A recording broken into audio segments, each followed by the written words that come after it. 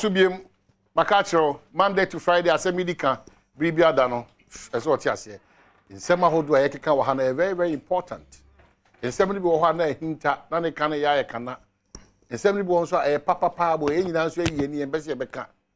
Say, I'm wire home, Anki Casa and Semna and Treachery, home, out a coin before swat.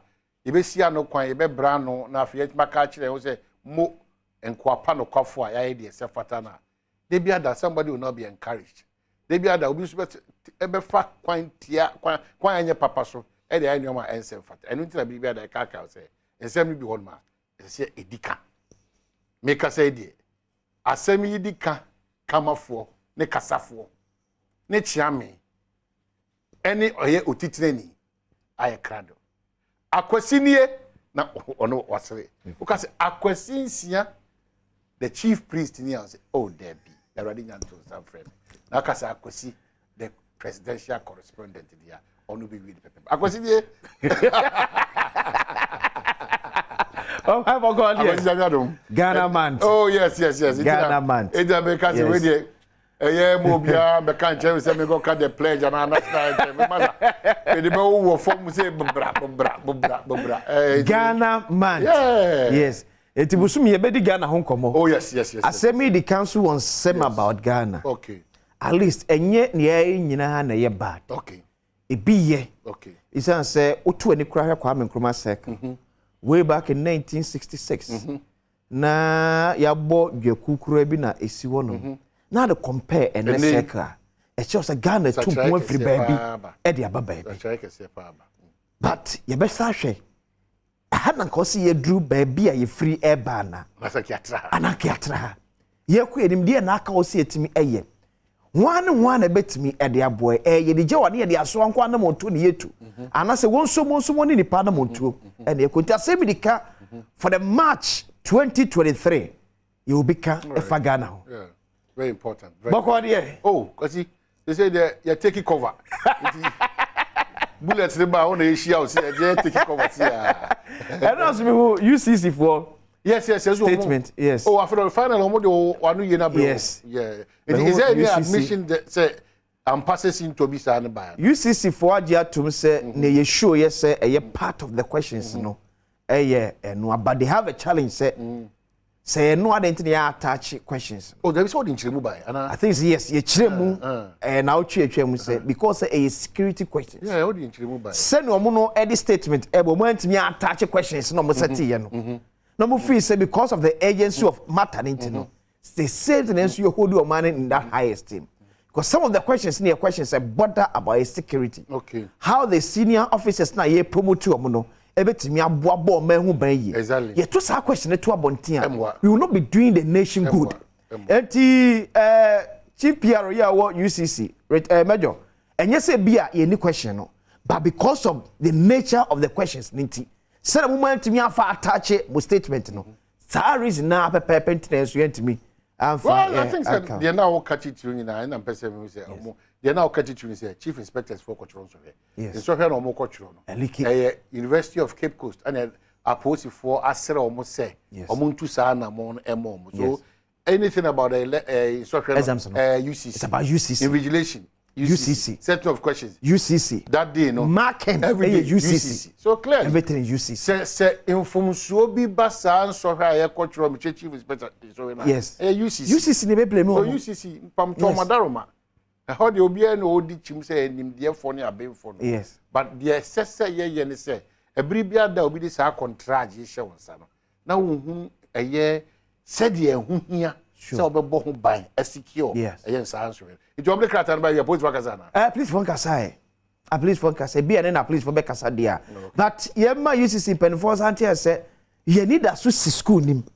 wanda so si school no UCC what mo I don't know ye need that so say omo mark nwe ye oh I say omo by this week so far ne atete cry say as of anu na no mark no be say 179 say omo pass kai say see impenfo over 1300 na trace so he no ye fabu 250 na promote omo cha oh man ba ko bi kura eja two mu last week right say in fact the police officers no complain about leakage no They are not calling for remarking keke. They are calling for cancellation of the entire exams. Because of the leakage. Because of the leakage. And the leakage before, during, or after? Which one is it? UCC4 come here to say they don't understand see exams nearly 2 days after see exams. But that is not the case. That is it. And that can be the case. It come off to be because one any GSS4 the coach and any SS4 a young pennyful Timofu bill is on your leakage on your SS Nino no. It's Yavano Asia, oh man, I rose a masabo. And yes, him. I rose a masaba, pa, matches a wood dream, you may be a course to a Ghana and this young one. You ask yourself, so why? Oh man, why? School placement, yeah, now and answer person, and I can't say Trumko, Manasi Azure, Awuni, yeah, and the report by ya children from what you and not a such nipa could be. And then I am What you be sick 1,400 Ghana cedis so let me ask a Sunday school at the man. Me name the but I don't know. I don't want to be. I have to be careful about that time pacho by can't of City TV and in your video. Papa and a Jew be sicker. Wait. Yes, no you what was you son? 1,400 Ghana cedis. Oh yeah, more. Oh Biana. Only education min. Then ye I Omo yeri nyina so main education ministry. So how are they getting access? Oh, that time pacho me antie papa yi enko bo twe on city for twhwe abra ojo bi 1,004 say or pay placement. In fact, please watch no. Hank of Club good ne sabako. Please watch no. That time pacho ye share sa video number is here. Now in fact, let's the place for. And nanu a esi ya chi nipa nwotwe no. Education minister can say me say omu to adamo aboa ama nipa bi ye wo ekire bi etimi akire omo. Papa ya oji ono so etwi asa 1,400. Ma ye nkire abrante no jis kan nko a. In fact, opani me sorry but baby ade ne keka konoma say obi bia no bom bia se ya ma mra no ne ani a sade we be ye nim guase de ama Ghana. Na be kwakọ wie tani aton ye grade A, grade B, grade C schools no e de ama the highest bidder. Well, I can see the crap house when say I say gallant say adwuma. Yeah, your site one e champagne ye adwuma. E ni caprio. Yes. Couples na nka say ye osmosis mo no omo techire omo madwum. It ye de na wo na brand TV no benya guduro no aka kire say 1,400 Ghana cedis. Man that die because me phone so kura no. Okay. Enipa atwitwa payments are omo aye ni nipa e demand 12,000, 10,000 for one placement. And maka we could say we a parent. Sebi. This is the height of foolishness. Complete height of foolishness. So we to 17,000 Ghana cedi. E the ama obi se on for your placement e ma oba. I think that mentally you are not sound. Because all your sad day we now catch a question in Brahma brings come to answer. I can right from that word go on. One of them we say movement or system. Yes. It's Ghana here, you know. We have created a mess by our own self. And the young man we could do crack on placement center. But we need any relationship with the activity going on there. Because we're on call for all the 1,500 by the close of the day, no. No, I did 50,000 Ghana cedi. No, the come a couple now because I'm more 5,000. The idea to Basaba. It's when there. Unfortunately, na papa bia ojina ho no kase ana wukura wuji dame to say. There's a placement center there to listen to your issues and try to solve your problems for you. Na mo so awu formu ina mo dia che mutim say oba nko every girls and as Wesley girls and as wa mo bra na as wankos. Why are we doing this to ourselves? Because Wesley girls in sa dia ka community prepare na omo facility yes. That is it. And makase nyame adom and every senior high school were competent, qualified teachers when you go on Mochra. And the so-called A schools, you can get to so. Maza, young Casaman for here, cry, Methodist school, Ejina Nasra, Manabroso cry. Let's get off that mentality. Let's get it off. Let's get it off. Infantiman fancy. And you was a prempe, almost brana.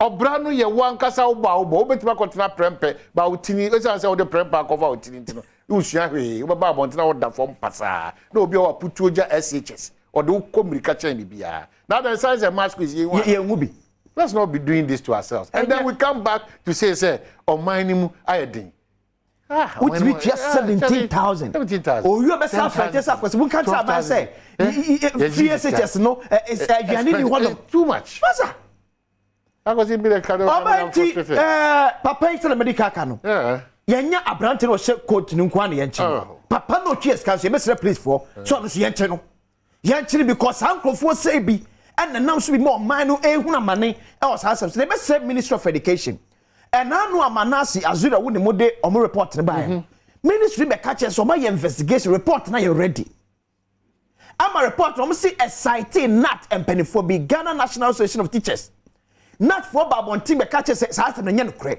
in fact report no ache the release of the report no ache kwesi kwate e be catch on na otwe dwumadi so say report na ye read no ma wie aka twa bi a wo be se no na report no ache se na di eke kakoso no man ano ya ye den well yetimi kwaso ntaso sa na say akosi we no dey kwa no and them anabi how dey so so bi em wa ma me fa a quick placement here that apart from me call Adom Asam Senior School now quickly house be assess Asem si won nya sem to so placement school ya we Adom kumachi that kumachi akrame na me ya signboard no Adom Asam Senior High Technical School ewo Adom kwangoma e dey na si obi trade kwano so school ni ya posti edition for 255 afine ko as of enura o man na 7 pe and are returning to the school school ni classroom to o man hewachi baby ya chira kwada na de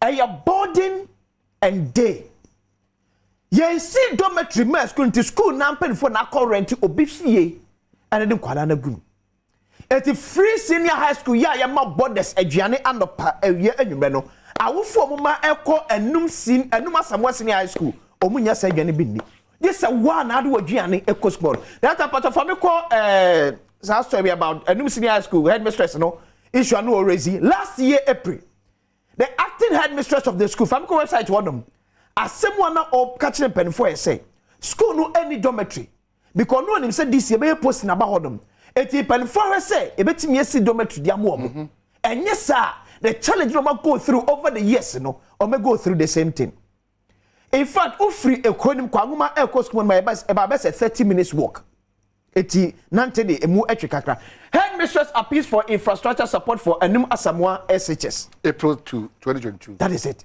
last year see any atna sia bepim na yenya ho twio any asa posted edition for 255 some call as for any past 7 pe if I for be asma nom nem kai say enya de obehwa ma ne ba akọ se o se ne ba akọ back e ko rewrite bis no me na ye no apesku papa dia man enko bi se saa ne pese ye no ti ye nyina ye be boa ne ayen saa pepepe saa ne nyina be because wa o ti wa wo hwe na we de wan kasa wo ye wo ye kana office bi si da ti say ne ya na ye create problems nyina me nante akọ to so nante ko e be hye chire